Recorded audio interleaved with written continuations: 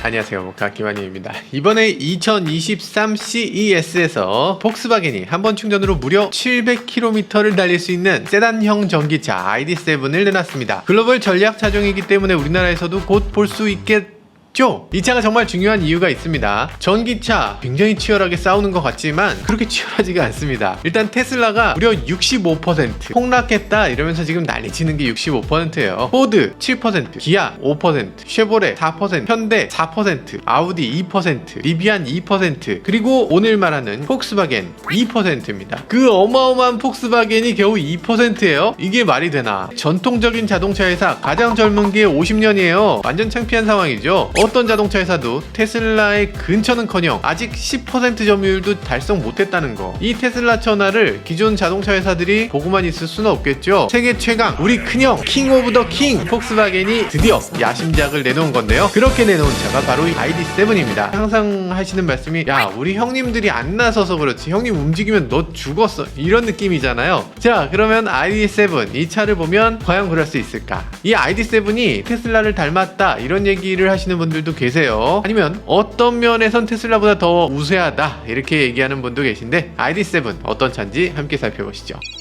전면은 이렇게 생겼고 옆은 이렇게, 뒤는 이렇게 생겼어요. 크게 인상적이진 않은 느낌이 드네요. 어떤 면에서는 EV6, 아이오닉 6가 떠올라 보이기도 하고, 내부는 지금 공개되지 않도록 썬팅도 짙게 돼 있고 문도 열어주지 않았는데요. 공개 전에 사진 찍힌 게 있습니다. 짐을 뒤에서 뭘 꺼내시는 것 같은데 해치가 이렇게 뒤쪽이 다 열려요. 트렁크가 아니라 해치 형태네요. 저는 이렇게 세단형 자동차의 뒤쪽이 해치로 돼 있는 게 되게 좋더라고요. 왜냐면 짐도 더 많이 실을 수 있고, 세단형 자동차들 요즘 점점 패스트백이 되면서 트렁크 렌트가 너무 짧아서 안에 짐을 제대로 꺼낼 수가 없잖아요. 무조건 저는 이게 답인 것 같은데 왜들 이렇게 안 하는지 모르겠어요. 자, 어쨌든 이 ID.7 그리고 위장막이 좀 특이하죠. 여기 비밀이 있습니다. CES는 가전쇼잖아요. 근데 자동차 회사들이 여기서 꼭 신차 출시를 했습니다. 가전쇼의 메인에서 신차 발표를 해? 그러면 이거 이슈 다 뺏기잖아. 그래서 작년부터는 CES에서 신차 발표를 금지했습니다. 그렇게 신차 발표할 거면 너네 모터쇼 가서 해, 그러는 거죠. 그래서 지금 판매되는 신차 그대로 발표할 수는 없게 돼 있어요. 거기 들어가는 최신 기술 같은 거 보여주는 건 오케이, 이렇게 된 거죠. 그래서 자동차 회사는 CES 전용 신차 콘셉트를 보여주든가, 신차는 신차인데 내가 보여주진 않고 여기 기술 하나만 보여줄게, 이런 식으로만 할 수 있는 거죠. 근데 폭스바겐은 여기서 약간 머리를 썼다 할까? 차를 보여주려는 게 아니고 이 위장막에 특별한 기술이 있는데 이 위장막을 보여주려고 하는 거야, 이렇게 전시한 거죠. 그러니까 이건 신차 발표가 아니라 위장막 발표다. 살다 위장막 발표는 또 처음 봤어요. 그러니까 설명이 막 복잡하게 나옵니다. 이 위장막은 말이야 특별한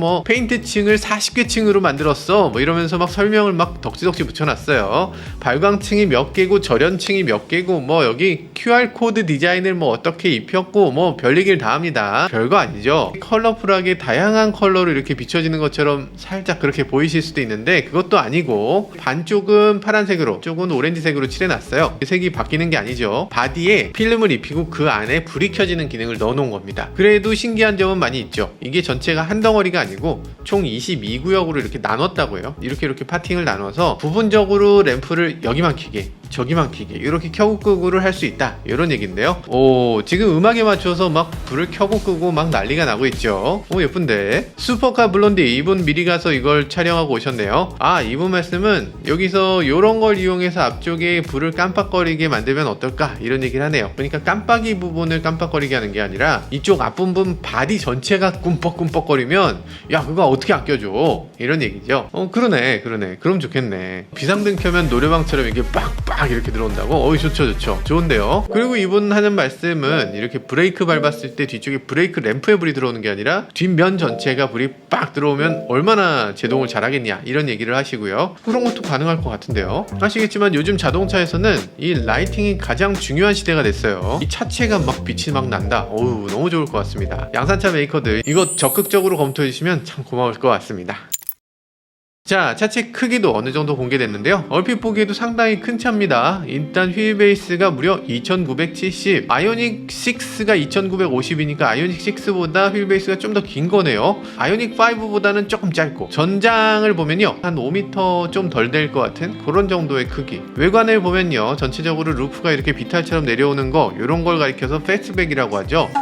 그렇죠. 약간 요즘 전기차들 보면 대체로 좀 느낌이 요런 느낌이잖아요. 예전에 저희가 올린 영상들 중에서 요즘 차들 못생겨지는 이유 뭐 이 영상 보시면 되는데요. 다 이유가 있습니다. 요즘 소비자들이 전기차에서 가장 중요하게 여기는 거 뭘까요? 당연히 주행거리죠. 그럼 그 주행거리를 늘리려면 첫 번째 배터리를 크게 해야 되죠. 두 번째 공기저항 개수를 낮춰서 전비를 좀 높이는 게 중요합니다. 그러니까 배터리가 지금 어디 들어가야 되겠어요? 차에서 가장 넓은 공간은 바닥밖에 없어요. 그럼 차체 바닥에다 배터리 전체를 꽉 채워서 깔자 이 생각인데, 그러면은 승객석이 배터리 높이만큼 올라와야 되잖아. 승객석이 올라오면 그만큼 차 천장도 높아져야 돼요. 전체적으로 차가 약간 뚱뚱한 느낌이 들 수밖에 없고요. 휠베이스가 긴 게 실내 공간이 진짜 넓어진다는 개념보다는 배터리를 많이 넣기 위해서 어쩔 수 없다 이런 상황이라는 거예요. 그러니까 넓어지고 길어지고, 게다가 그 상황에서 공기저항을 줄여야 된다고 했잖아요. 공기저항을 줄이려면 차체 천장이 이렇게 유선형 비스무리하게, 앞부분도 유선형 비스무리하게 둥글둥글하게 만들 수밖에 없습니다.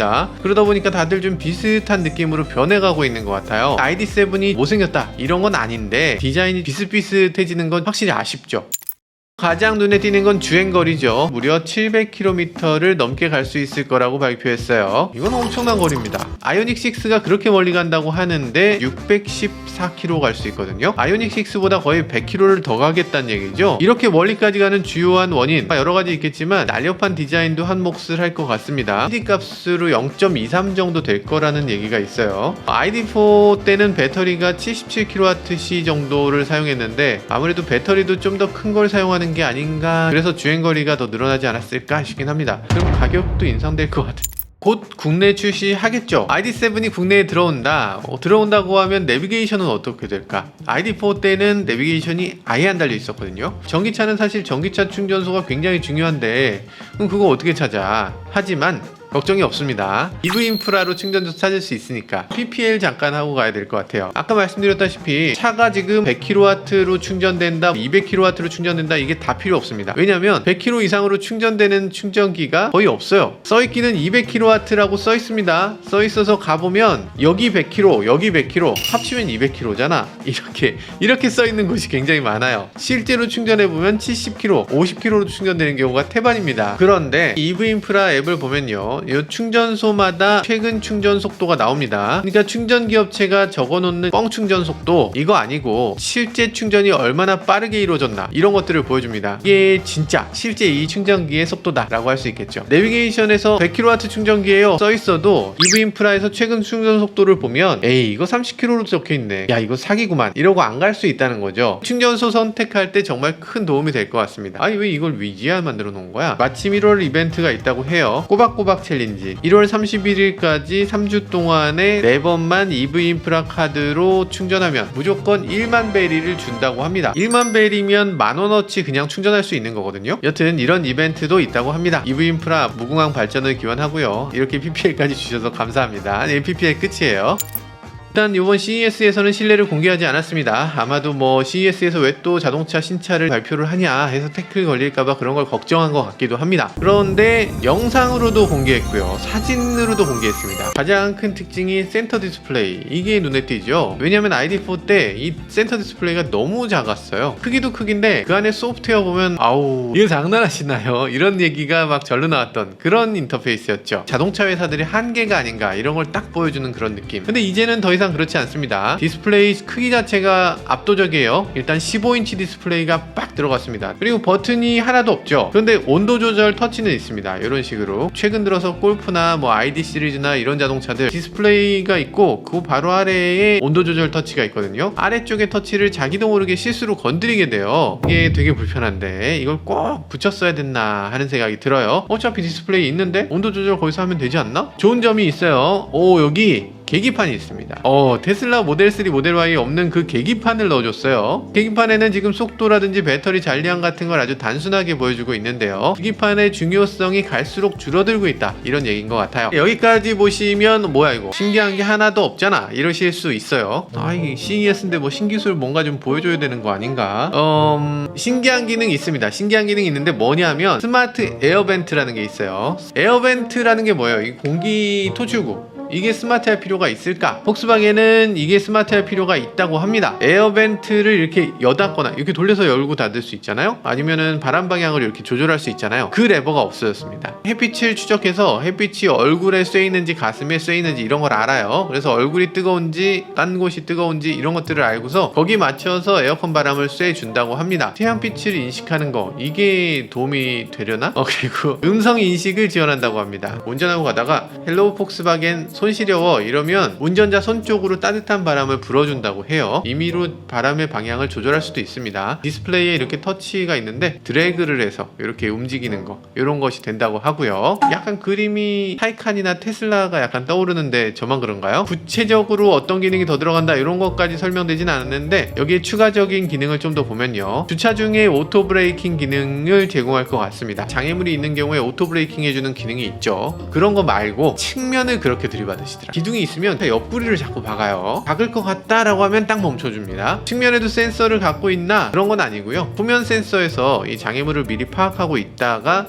앞바퀴가 이렇게 꺾이고 이렇게 구르면 여기 있던 장애물이 여기로 이동하겠구나 유추해서 멈추는 기능이에요. 이런 기능은 모든 차에 다 달려야 되지 않을까. 그리고 또 신기한 거 증강현실 내비게이션이 있네요. 많은 분들이 좋아하실 것 같은데 여기서 빠져나가라는 거야 저 다음에서 빠져나가라는 거야 이런 거 헷갈리잖아요. 증강현실 HUD는 길에다가 딱 표시를 해주거든요. 그러니까 저 같은 길치라도 실수할 일이 확 줄어들겠죠. 많은 메이커들이 이거 한다고 하고 잘 못하는 경우가 많은데 국내에도 T맵을 통해서 지원을 해주면 참 좋겠습니다.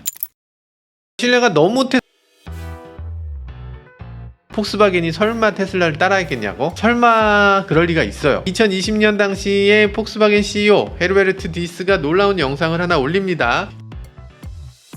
독일에 갔다가 집에 가려고 공항에 가는데 머스크 형 바쁘시죠? 우리가 특별히 가시는 공항에 비행기 기다리시는 와중에 그래서 시승할 수 있도록 이렇게 딱 차 태워드리겠습니다. 이런 겁니다. 그래서 ID3랑 ID4를 시승했고 그때 당시는 ID4가 아직 공개되기 전이었기 때문에 ID3 시승하는 영상을 이렇게 온라인에 공개를 한 거예요. 일론 머스크는 얘기했겠죠. 야, 공항에서 어떻게 시승을 해요?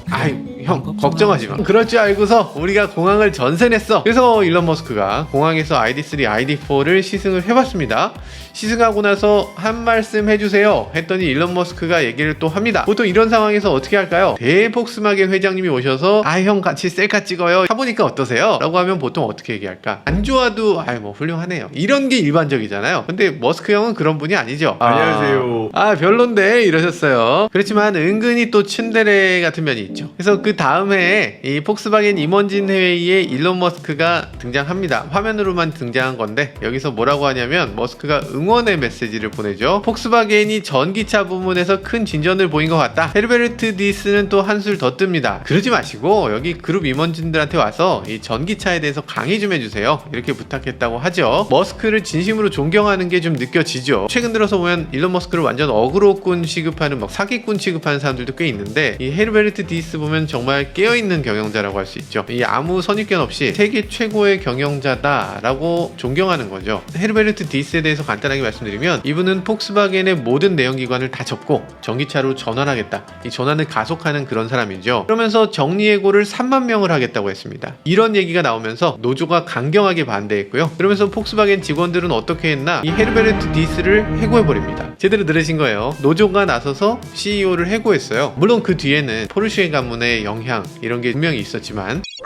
그 사실을 다 알고서 인터페이스를 한번 보죠. 이 아래쪽에 온도 조절, 이 공조장치 관련 버튼, 상시 버튼으로 이렇게 고정돼 있죠. 이건 테슬라랑 똑같잖아요. 그리고 왼쪽에 메뉴바가 상시 떠 있죠. 이것도 테슬라도 왼쪽에 메뉴바 상시. 그리고 위에 스마트폰 연결 상태 같은 이런 버튼들이 쭉 있죠. 이것도 테슬라 느낌이 납니다. 물론 이거는 IT 업계 어지간한 패드는 다 이런 인터페이스를 갖고 있어요. 거의 대부분이 이런 걸 갖고 있지만 자동차 회사 중에 이런 식으로 착실하게 돼 있는 회사는 별로 없죠. 제대로 된 센터 디스플레이라면 당연히 이런 식의 메뉴 버튼이 위, 옆, 아래 이렇게 있어야 되고 이 부분이 절대 안 바뀌어야 되는 게 핵심이에요. 근데 우리나라 자동차 회사들 이게 안 됩니다. 자꾸만 전체가 다 뒤집듯이 바뀌어서 이게 정신을 못 차리게 하죠. 이런 것 좀 배워야 될 것 같아요. 그리고 ID7이 테슬라하고 좀 닮았다. 이건 센터 디스플레이 뿐이 아닙니다. 대시보드 형상이 아주 비슷한 느낌이 들죠. 이것도 ID4에서 아주 비슷한 느낌이었는데 에어벤트를 움직이는 이 손잡이가 사라졌잖아요. 그러다 보니까 테슬라하고 더 비슷한 느낌이 드는 것 같아요. 나만 그렇게 느끼나?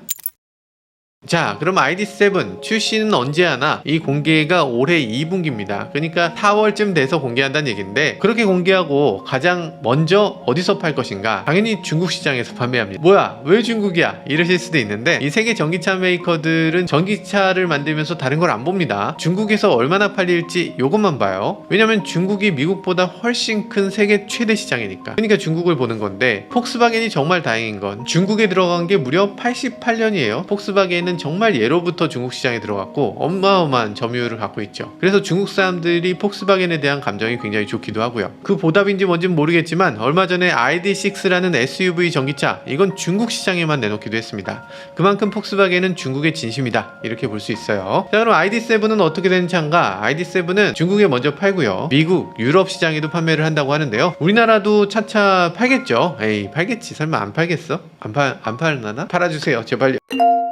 ID7의 출시 보시면 조금 무시무시하지 않습니까? 대폭스바겐이 풀 라인업을 다 갖추겠다, 시장을 공략하겠다, 이렇게 읽혀지잖아요. 지금 공개된 것만 해도 소형차 ID3 나왔죠, CUV ID4 나왔습니다, 쿠페형 자동차 ID5 있어요, SUV ID6 있습니다, 세단으로 요번에 ID7 나온 거죠, 미니밴 ID 버즈도 이미 있습니다. 끝나는 게 아니죠. 소형차 ID1, ID2도 나올 예정이에요. ID3 SUV도 나옵니다. 이러면 정말 빈틈없지 않나? 꽉꽉 채운 거죠. 네가 뭘 원할지 몰라서 일단 다 만들었어, 이런 느낌이죠. 이래도 테슬라 살 거야? 이런 느낌. 이거 안 팔리면 어떡해? 이런 거 생각 안 하는 거죠. 물러나지 않겠다, 이거 무조건 다 만들어서 무조건 전기차로 우린 가겠다 라는 그 배수의 진을 친 느낌이에요. 역시 폭스바겐 한번 한다면 하는 기업이죠. 정말 무섭습니다. 현대기아가 세계 넘버 3라는 얘기를 하는데, 우리나라 전기차를 보면 현대차는 아이오닉 5, 6 있죠, 기아는 EV6 니로 EV 있죠. 이거 가지고 싸울 수 있겠어요? 이거 너무 적은 거 아닌가? 아주 소수의 차로 전체를 다 막겠다, 이거 굉장히 효율적인 건 맞아요. 맞는데 뭔가 제대로 해보겠다는 의지, 그런 의지가 아직은 읽히지 않네요. 하라니까 하는데 해야 말아야 되나, 이런 느낌이 차종을 보면 느껴져요. 아직도 전기차 시대가 올지 안 올지 반신반의하는 분들이 많던데요. 지금 폭스바겐만 이 정도예요.